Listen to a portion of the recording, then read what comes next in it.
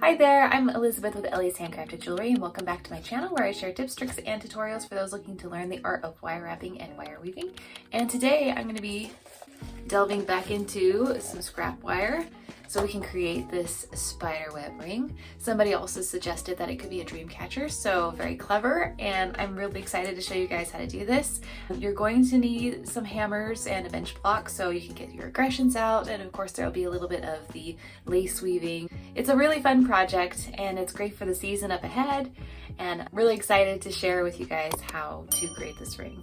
But before we jump in, I just wanted to remind you that there are plenty of fall themed tutorials available on my website. I've left links in the description below where you can check those out. I also have the Artisan Tutorial Vault, which is a subscription, which means you have total access to all of my available tutorials, including upcoming tutorials. But as soon as they're added, you have instant access.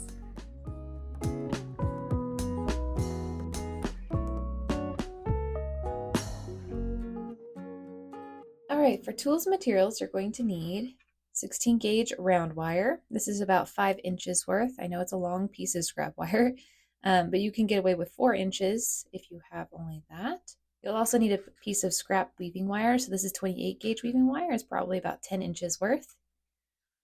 For tools, you're going to need chain nose pliers or flat nose pliers.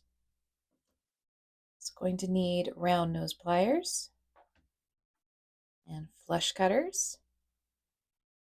You're also going to need some kind of round object. This is a dapping tool that I have. It's 12 millimeters, but you can use a dowel or something of similar width and diameter. You're also going to need some sandpaper or sanding pads. These are 600, 1000, 2000, and 3000 grit. You may also need a needle nose file or a file of some kind. I'll leave links in the description below as to where you can find these tools. You're also going to need a steel bench block and a chasing hammer. You're also going to need a ring mandrel. Now for the first step, what I'm going to do is I'm going to hammer the end of this flat, and you may want to wear some earplugs to protect your ears. This can get pretty loud and pretty sharp on the ears, so I do recommend doing that. I'm going to zoom in a little bit so I can show you how I'm hammering. So I'm just going to lay the end of the 16 gauge wire on the steel bench block, and I'm going to drop the hammer and drag. So drop and drag. So it almost looks like a J shape when you are hammering, and this will help spread out the wire.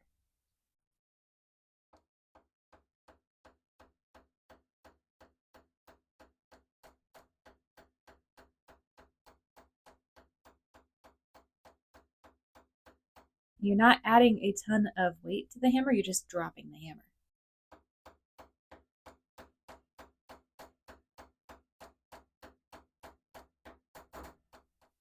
And do it until it's pretty darn flat.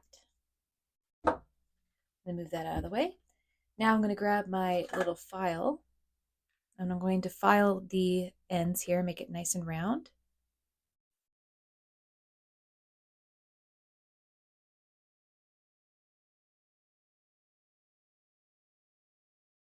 I want any sharp ends here.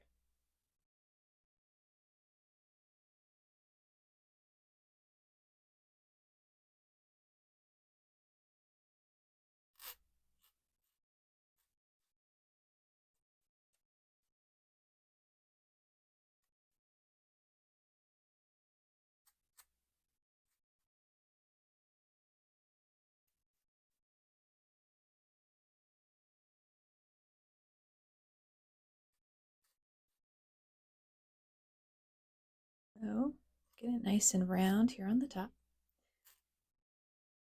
It just needs to be to where it's pretty dull and doesn't cut anything.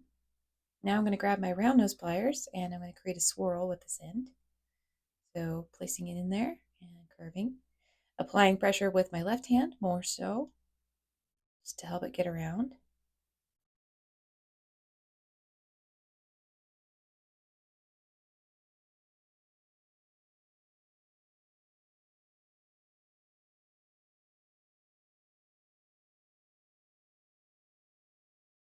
That.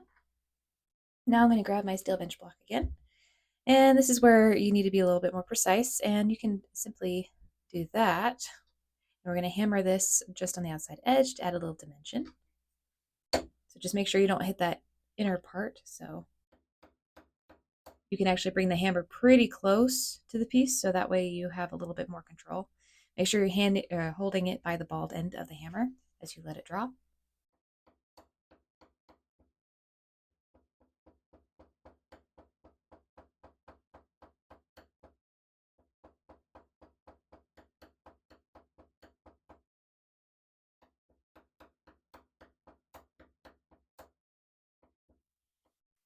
Now you can see I did hit the end here a little bit, and what I'm going to do to kind of help fix that, just grab my round nose pliers and round it out a little bit.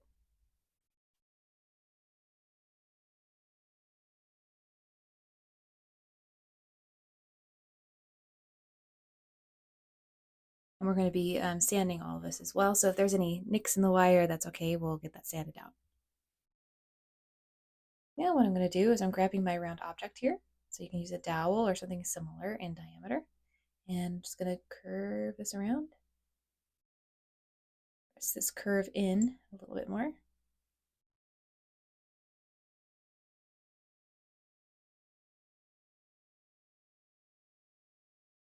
About like that.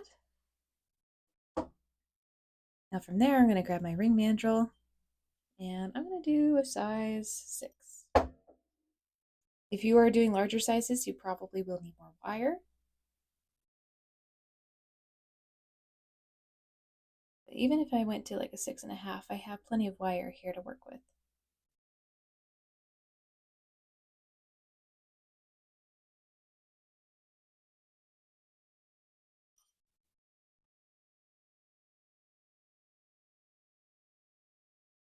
So now that I got that, I'm going to get my chasing hammer and my anvil here, or my steel bench block. I'm going to hammer this flat. But before I do that, I'm going to trim off this sharp end.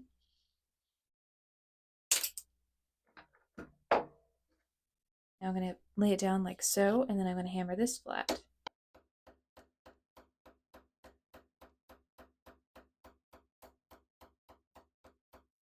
So now that it's nice and flat, get this out of the way. Grab my file again. File it until smooth.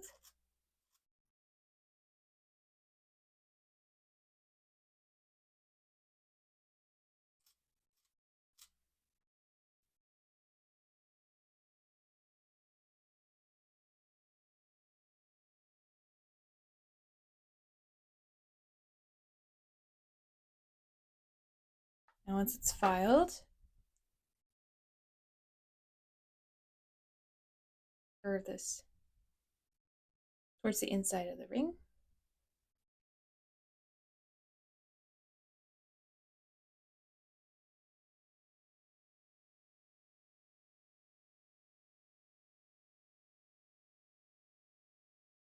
Just this little loop. From there, I'm going to separate that a little bit. Bring it deep into the teeth of my round nose pliers. And begin to curve this way.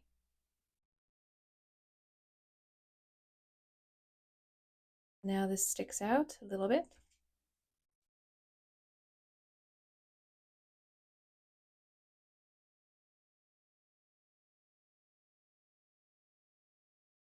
There's our little swirly accent there. Here's this part where we're going to put our web. Now I'm going to pull this out again, just slightly. I'm going to have to do it all the way. Grab my steel bench block, and I'm going to hammer this end, and hammer on this end as well, so we can add a little bit more dimension to our ring. So just drop and drag.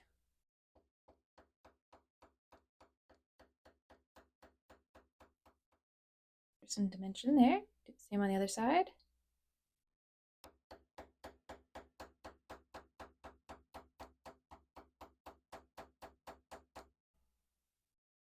And there's dimension on that side. Now I'm going to stick this back around my ring mandrel and put it back in shape.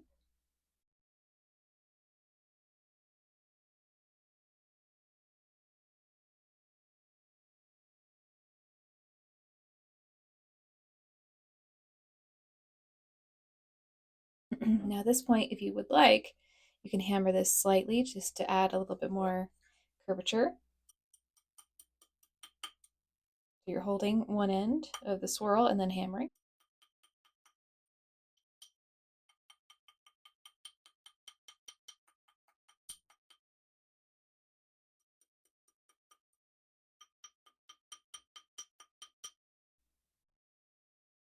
If you have a rubber mallet or a nylon mallet like this one, you can also do that, and that way it won't add any more texture to your ring.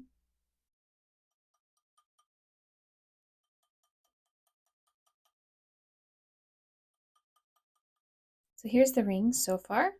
At this point, if you would like, you can grab your sandpaper and starting with the 600 grit, begin sanding your piece to get out any excess tool marks or hammer marks that you don't want there.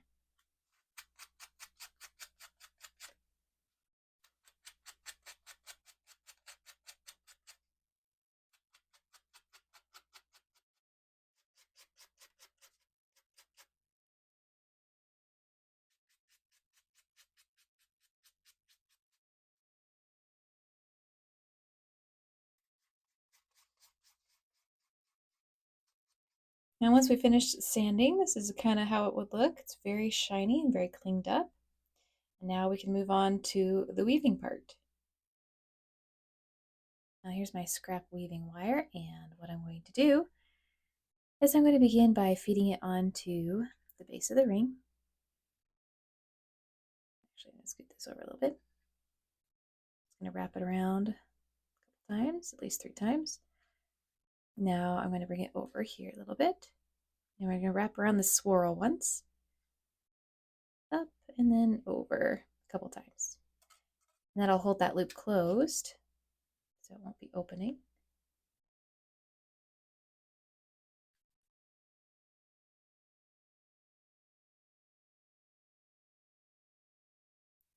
Put that tail piece out of the way. And from here we can begin our little lace weave here.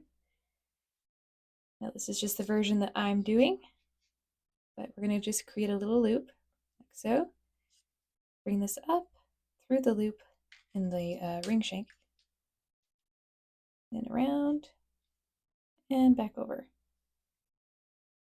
like that. From there, bring that back up, creating another little loop about the same size, and over and back over the top. So you can see this one's on top, and then this one under here is underneath. And it'll go back and forth like that through the first bit. Just creating another little loop, holding in place with my thumb, like so. Make sure that a little longer. Then through the loop in the ring, over. Scooting this over a little bit. Down and around, creating another loop. And we're just going to do this around the entire perimeter of the ring.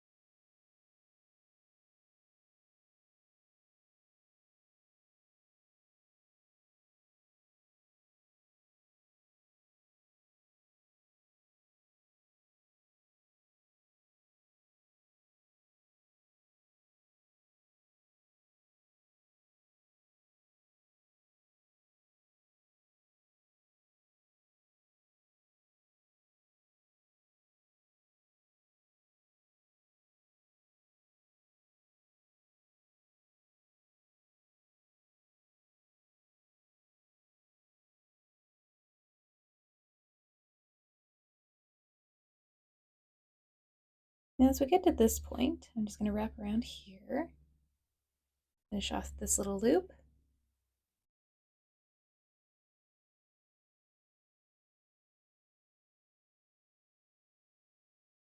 Sure you can see the little loop.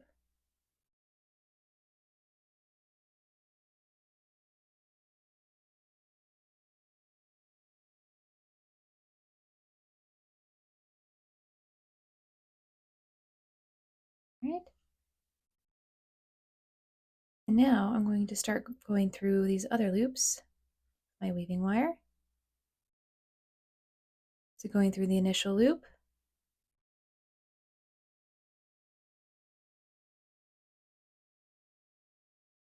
something like that. Then going through the other loop,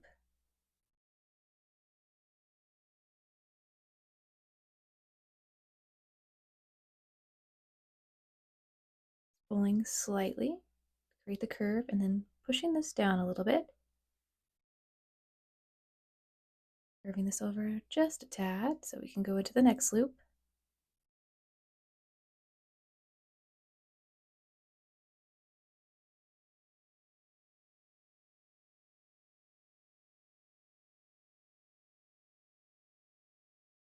Squishing that together,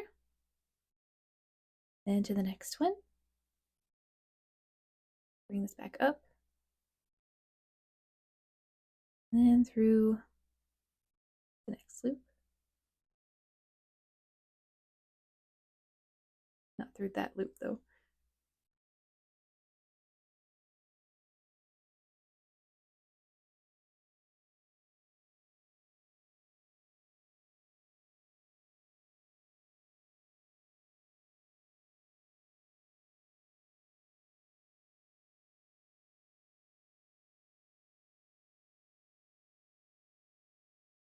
Bringing that back up through. And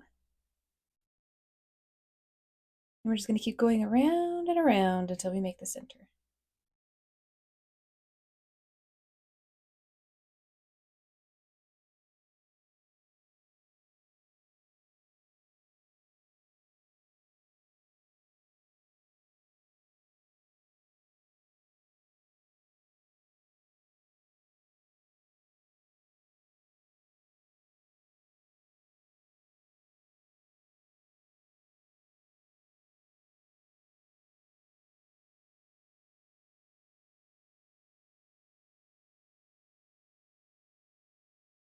Now at this point you can see that these are starting to kind of pull in a little bit. That's okay. I'll show you what to do once we get to the end here. In the meantime, I'm running out of weaving wire. So if you do happen to run out of weaving wire and you're just about like here, just wrap the wire again around that same spot, tuck it in from the back with your chain nose pliers, and then trim off the excess.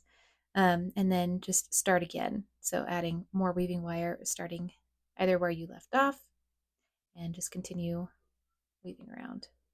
If I run into that problem, I will show you here in the video how to do that. So lucky for you, I am running out of weaving wire. So I'm going to go ahead and instead of using the rest of this, I'm going to show you what to do. Feed this through, out, and you can see where it's wrapped around this loop here. What I'm going to do is I'm going to bring that through again and wrap it around once.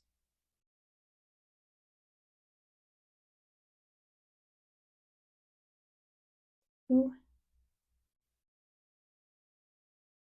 Pull it to the side. That's not where I wanted it.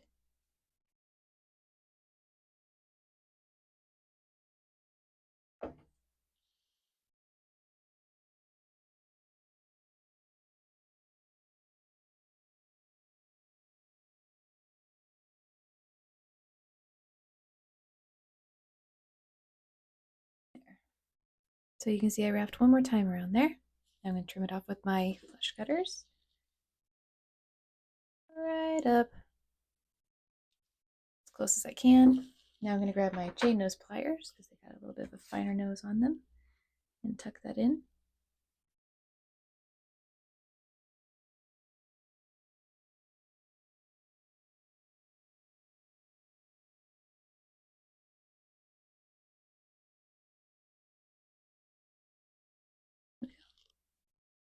So now it's tucked in. Now I'm going to start with my other piece of weaving wire that I cut here. This should finish it up. I should say I pulled it out of my scrap bin, because that's actually where I got it.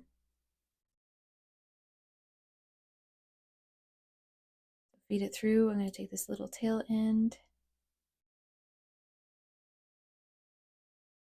through there. For now, I'm just going to leave it like that until I get a couple loops in, and then I can cut that off and tuck it in. Going around my little loops. Creating more loops.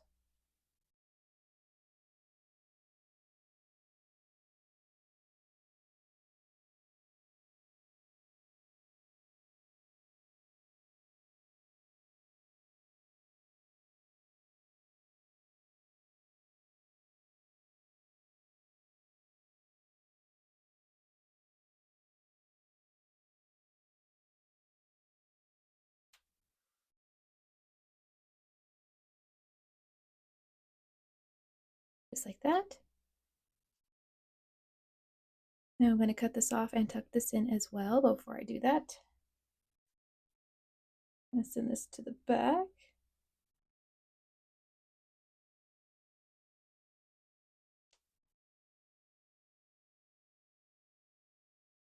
That. Then trim it off and tuck it in.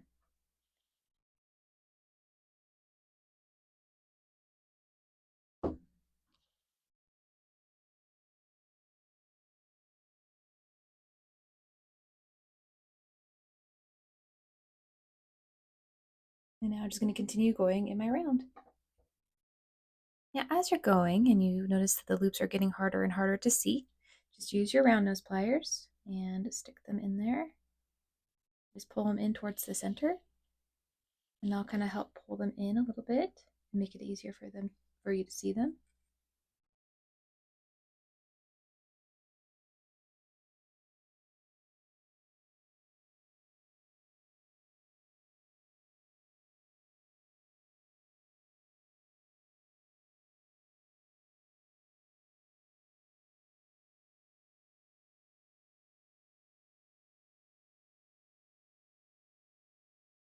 And then once you've pulled them in and you can see them clearly, you can go ahead and continue to weave your little loops. Now, as we're getting towards the center, at this point, what we can do is we can begin connecting the dots. So there's a little bit of a kink in my wire, so I'm going to try and fix that first.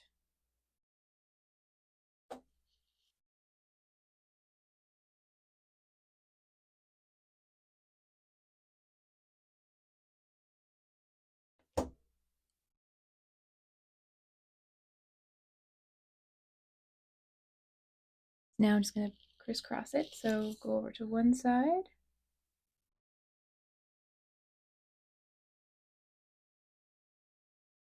Cross.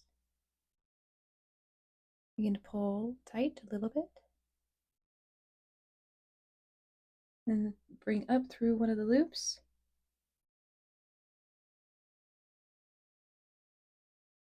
In the center.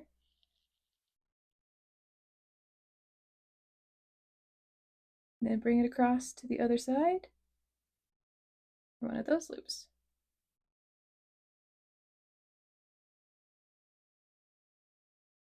And that's going to kind of close up the gaps. Now at this point, what I'm going to do is bring it up through that side of the loop.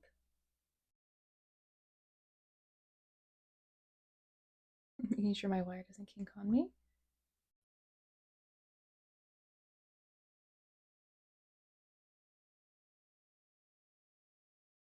And back down and around that same spot.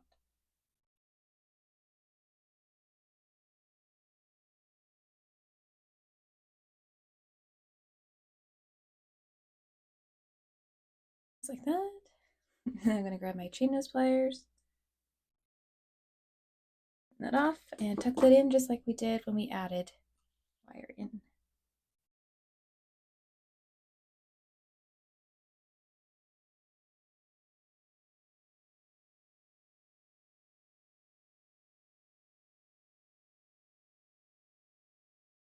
And at this point, you can gussy it up. You can use your round nose pliers Kind of start pulling in the loops a little bit, adding more shape to them.